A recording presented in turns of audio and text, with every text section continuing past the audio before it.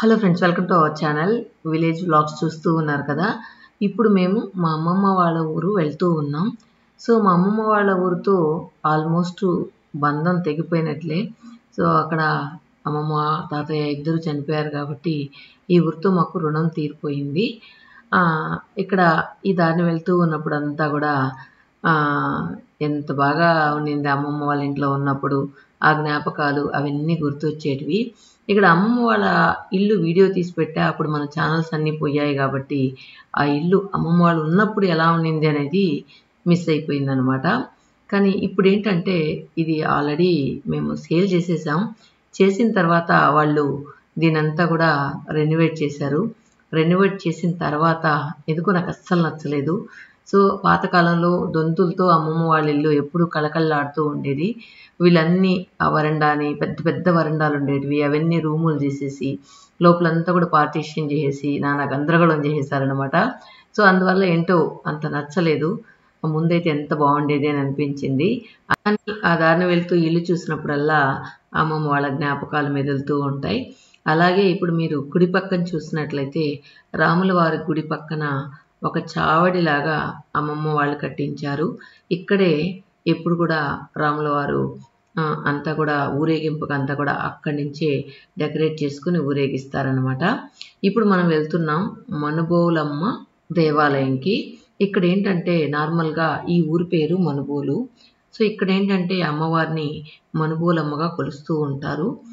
ఇక్కడ ప్రతి సంవత్సరం కూడా ఆ ఊరు వాళ్ళందరూ కూడా జాతరలాగా పొట్టేళ్ళు కోసి పొంగలు పెట్టుకుంటూ ఉంటారు.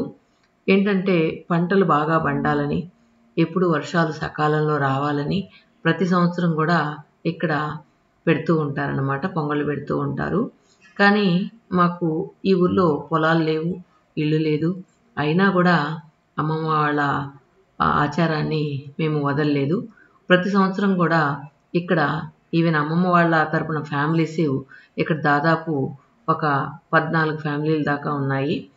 వాళ్ళందరూ కూడా ఒక్కొక్క బ్యాచ్లుగా ఇక్కడ పొంగలు పెట్టుకుంటూ ఉంటారన్నమాట. ఇది ఓన్లీ ఊరు వాళ్ళు మాత్రమే పెట్టుకునే పొంగళ్ళు అన్నమాట ఇవి. ఇక్కడ ఏంటంటే పొలాల వైజు డివైడ్ చేసేసి వాళ్ళు ఒక్కొక్క ఈవెన్ ఇంటి పేరిట వాళ్ళు కూడా, అంటే అమ్మమ్మ వాళ్ళ ఇంటి పేరు దువ్వూరు. సో ఈ దువ్వూరు వాళ్ళ వంశం 14 ఫ్యామిలీలు ఉన్నాయి.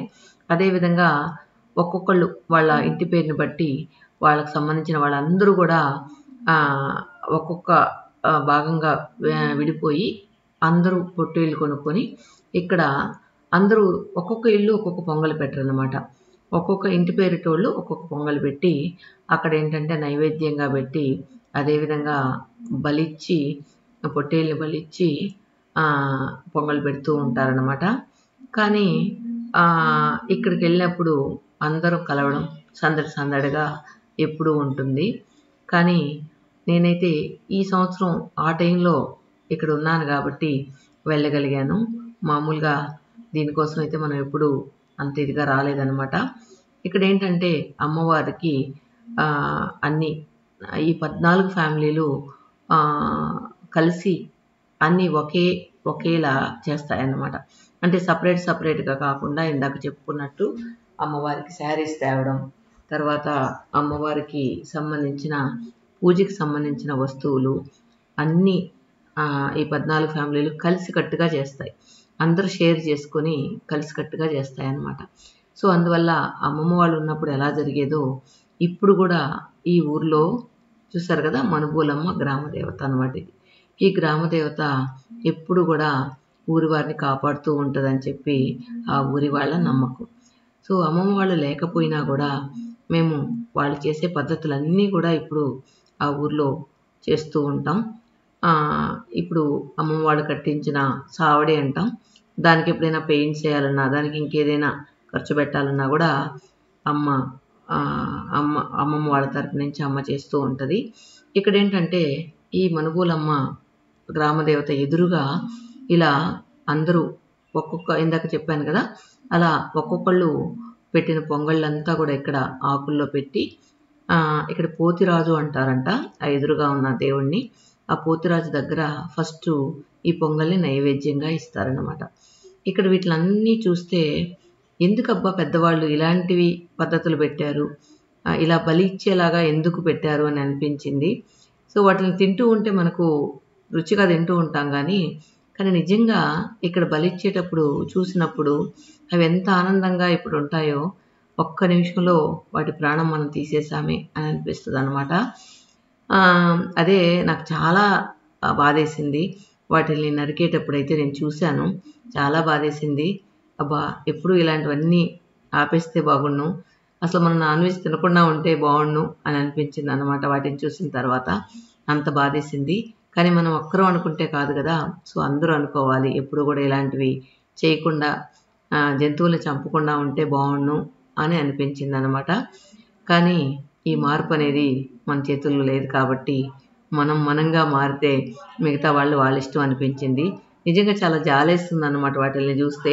సో మనం మటన్ కానీ చికెన్ కానీ కొనుక్కున్నప్పుడు మనం అవి డైరెక్ట్గా చూడం కాబట్టి అదేం అనిపించదు. కానీ ఇప్పుడు డైరెక్ట్గా చూసినప్పుడు బాధ అనిపించింది.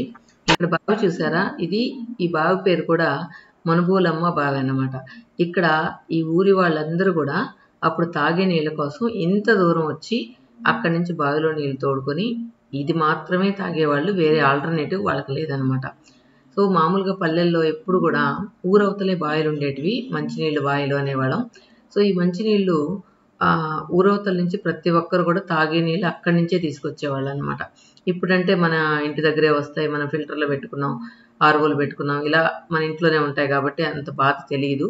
అప్పుడైతే మంచినీళ్ళు తేవాలంటే ఇంత దూరం వచ్చి ప్రతి ఇంటికి కూడా మంచినీళ్ళు ఇక్కడి నుంచే పోయేవి. వెనకాల చూస్తే చెరువు అనమాట. ఈ చెరువులో ఎప్పుడు నీళ్ళు ఉండడం వల్ల బావిలో కూడా ఎప్పుడు నీళ్ళు ఉంటాయి. కానీ ఈ మునుగోలమ్మ బావి నీళ్ళు మాత్రం చాలా టేస్ట్గా ఉండేటివి. మేము అమ్మమ్మ వాళ్ళ ఇంటికి వెళ్ళినప్పుడు చిన్నప్పటి నుంచి కూడా ఈ బావిలో నీళ్ళే తాగేవాళ్ళం. సో వెనకాలంతా కూడా ఆహ్లాదంగా బాగుంది. ఇక్కడ పుట్ట కూడా ఉందన్నమాట. ఈ పుట్ట చుట్టూ ప్రదక్షిణాలు చేసి తర్వాత మునుగోలమ్మకి దండం పెట్టుకుని వెళ్ళేవాళ్ళు ఇక్కడ వచ్చే వాళ్ళందరూ కూడా. ఇక్కడ అల్లికల గుట్లు మనం రాను కనుమరుగైపోతూ ఉన్నాయి. కానీ ఈవెన్ అత్తమ్మ వాళ్ళ ఊళ్ళో కానీ అక్కడక్కడ చూసినప్పుడు ఇంకా రాబోయే రోజుల్లో ఇలాంటి బుట్టలు అల్లే వాళ్ళు కూడా మనకు ఉండరేమో అని అనిపించింది. ఇవి స్వచ్ఛమైన ఈత చెట్టువి తీసి అల్లినవి అన్నమాట. అదేవిధంగా తాటి చెట్టుతో బొరళ్ళతో కూడా అల్లుతారు, అదేలాగా ఈత చెట్టుతో కూడా అల్లుతారు. ఈత చెట్లు అల్లినవి స్ట్రాంగ్గా ఉంటాయి. తర్వాత ఎదురు చెట్లతో అల్లినటివి ఇంకా స్ట్రాంగ్గా ఉంటాయి అన్నమాట. సో అలాంటివి మనకు ఇంకా రాబోయే రోజుల్లో దొరకవు అని చెప్పచ్చు. తర్వాత ఇక్కడంతా కూడా పుట్టంతా డెకరేట్ చేసి ఇక్కడ కూడా దీపాలు పెట్టి ప్రదక్షిణాలు చేస్తూ ఉంటారు అందరూ. తర్వాత ఇప్పుడు మనం ఇక్కడ 3 దేవుళ్ళు ఉన్నారన్నమాట. సో నాగార్పమ్మ, మనుబోలమ్మ, గంగమ్మ. సో ఈ 3 దేవుళ్ళు కూడా గ్రామ దేవతలుగా వీళ్ళు పూజిస్తారు. ఇవన్నీ కూడా ఊరికి చివర ఉన్న స్థలంలోనే ఇవి ఉంటాయి. సంవత్సరానికి ఒకసారి పొంగల్ పట్టేదే కాకుండా వారం కొంతమంది వెళ్ళి ఇక్కడ పొంగల్ పెట్టుకుంటూ ఉంటారు. అంటే ఆదివారం పూట అలాంటప్పుడు అందరూ అనుకొని నార్మల్గా కూడా పొంగల్ పెట్టుకుంటూ ఉంటారు.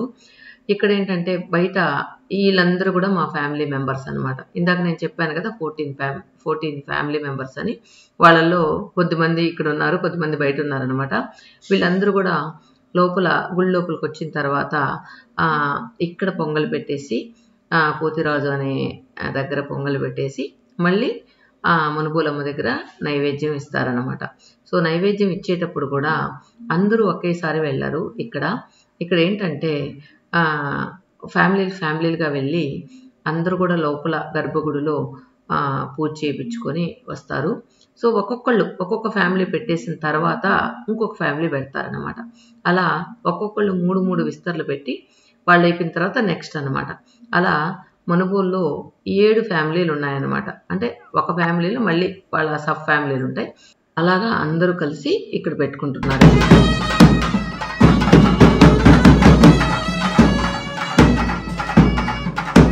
తర్వాత ఇక్కడ పూజ చేస్తూ ఉంటే కుంభం పోస్తాం అంటాం.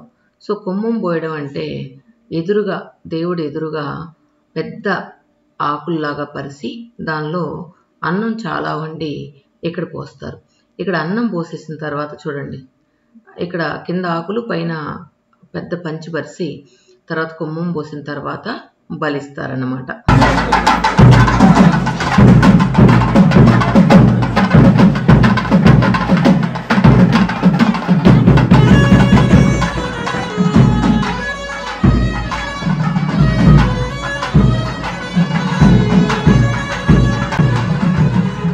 ఇక్కడ మేము తీసుకొచ్చిన ముగ్గురు అమ్మవార్లకి వేరే వేరే కలర్ శారీసు, ఆ తర్వాత పూలమాలలు, గాజులు, ఇంకా అమ్మవారికి పూజకి ఏమేం కావాలో నిమ్మకాయ మాల, ఇవన్నీ కూడా తీసుకొచ్చి మా ఫ్యామిలీ తరపున లోపల అమ్మవారికి, ప్రతి ఒక్క అమ్మవారికి కూడా పూలమాల అన్నీ ఇచ్చి ఇది చేస్తారనమాట.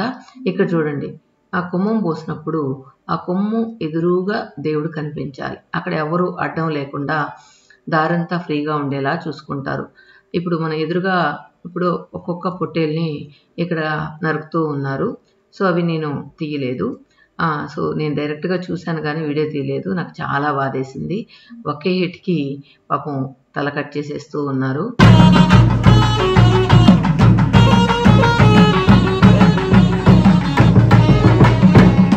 ఇక్కడ కుమ్మం పోసేసిన తర్వాత ఆ నరికిన పొట్టేళ్ళన్నిటి తలలు కూడా వరుసగా పెట్టి దేవుడికి నైవేద్యంగా ఇస్తారనమాట. ఇచ్చిన తర్వాత ఇక ఆ టైం వరకు కూడా ఎదురుగా అమ్మవారి ఎదురుగా ఎవరు రాకుండా చూసుకుంటారు. తర్వాత ఒక్కొక్కళ్ళు అంటే ఎన్ని పొట్టేళ్ళు ఉన్నాయో అన్నీ కట్ చేసేసిన తర్వాత ఇక అప్పుడు దాకా కూడా దేవుడికి పూజ ఆపి ఇదే ఎదురుగా ఇవే పెట్టి అమ్మవారికి ఎదురుగా కనిపించేటట్టు చేస్తూ ఉంటారు. పూజలంతా ఆపేస్తారనమాట అప్పుడు కొమ్మం పోసినప్పుడు. ఇలా ప్రతి సంవత్సరం కూడా మనుబోలమ్మ అంటే గ్రామదేవతకి, అంటే మన ఊర్లోనే కాదు ఏ ఊర్లో అయినా కూడా గ్రామదేవతకి ఈ విధంగానే జరుగుతాయి. ఈ పొట్టేళ్ళని తీసుకొచ్చినప్పుడు పొట్టేళ్ళు సకినం ఇవ్వాలి అంటారు. అది ఎలా అంటే వాటి మీద నీళ్లు పోసినప్పుడు అది బాగా జలదరిచ్చినట్టు ఒళ్ళు బాగా ఆ నీళ్ళన్నీ బయట విసరాలన్నమాట. అప్పుడే దాన్ని కట్ చేస్తారు. విసరనంత వరకు దాన్ని అలాగే పసుపు నీళ్ళు చల్లుతూ ఉంటారనమాట. పసుపు నీళ్ళు చల్లినప్పుడు కొంతమంది చల్లినప్పుడు వెంటనే శకునం ఇస్తుంది. శకినమో అంటారు, శకినం అనుకుంటా, అది ఇస్తుంది. కొంతమంది చేసినప్పుడు ఇవ్వదు అని చెప్తూ ఉంటారనమాట. అలా అది కూడా అయ్యో నువ్వు నీ చేతులతో పొయ్యి జరుగుద్ది, మా చేతులతో పొయ్యి జరుగుద్ది అన్నట్లు అక్కడ ఒక్కొక్కళ్ళు చేస్తూ ఉంటారు. సో అది అయిపోయిన తర్వాత మా ఫ్యామిలీ మెంబర్స్ అందరూ కూడా ఇక్కడికి వచ్చి వాళ్ళ గోత్రాలు, వాళ్ళ పేర్లు, వాళ్ళ పిల్లల పేర్లు అన్నీ చెప్పించుకొని సో స్వామివారి దగ్గర ఐవర్ చెప్పిన అన్నీ కూడా నా పేర్లని చెప్పేసిన తర్వాత పూజ చేయించుకొని తర్వాత ఇక నెక్స్ట్ కార్యక్రమం వంటలు వండడం, తినడం ఇవన్నీ నెక్స్ట్ ఉంటాయన్నమాట. అలాగే మా ఫ్యామిలీలో వాళ్ళందరి పేర్లు చదివేటప్పటికి పాపం మా స్వామికి గొంతు ఆరిపోయింది.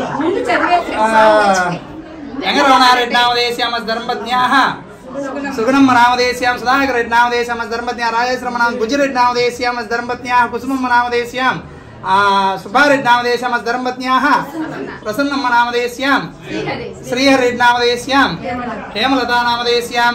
ఇప్పుడు పిల్లకాయల పేరు చెప్పండి ఒక్కొరు. కిరణ్ నామదేశ్యాం, వెన్నెల నామదేశ్యాం, దేవాంశ్ కృష్ణ నామదేశ్యాం, నిరంజన్ రెడ్డి నామదేశ కుటుంబానాం, వేణుగోపాల్ రెడ్డి నామదేశ్యాం, నందగోపాల్ రెడ్డి నామదేశ్యాం, మోహన కృష్ణారెడ్డి, వంశీకృష్ణారెడ్డి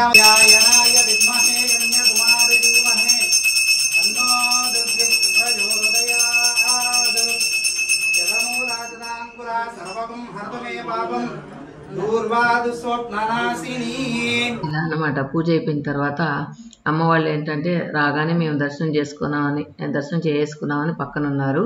తర్వాత ఇప్పుడు మాకు పూజ అంతా అయిపోయిన తర్వాత ఇక అక్కడ పొంగళ్ళంతా పెట్టారు కదా, సో అవన్నీ అందరికీ పెట్టి ముగ్గురు అమ్మవార్లను కూడా దర్శనం చేసుకొని తర్వాత అందరూ ప్రసాదాలు తినేసి ఇంకా ఏంటంటే ఈరోజు గురు పూర్ణిమ అవడం వల్ల, అంటే మేము ఇక్కడ పూజ చేసిన రోజు గురు పూర్ణిమ అవడం వల్ల మటన్ అంతా తినడానికి చాలామంది ఇష్టపడరు కాబట్టి చాలా వరకు స్కిప్ చేసాం.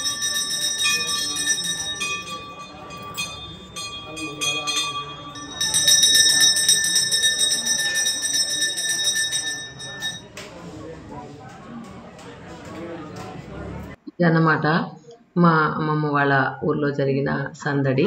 Thank you for watching. ఎలా ఉంది వీడియో?